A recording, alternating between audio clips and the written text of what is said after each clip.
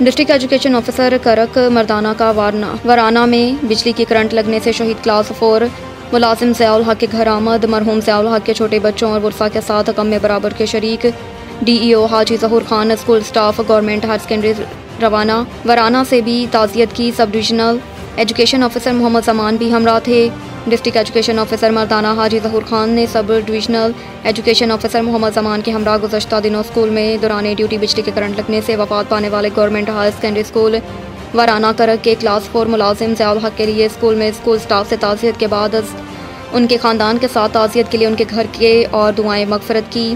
اس موقع پر district education officer نے پیش آنے والے واقعے پر افسوس کا اظہار کیا، ان کے خاندان کو تسلی دی اور ان کے ساتھ ہمدردی کا اظہار کیا۔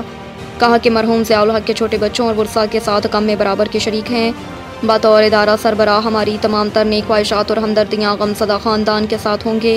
انسان کی جان کا نعم البدل نہیں، لیکن مرحوم کے چھوٹے بچوں کو چولہا نہ بجھنے کے لیے ان کے متبادل کوئی اچھی سرکاری نوکری دے کر ازالہ کرنے کی کوشش کریں گے۔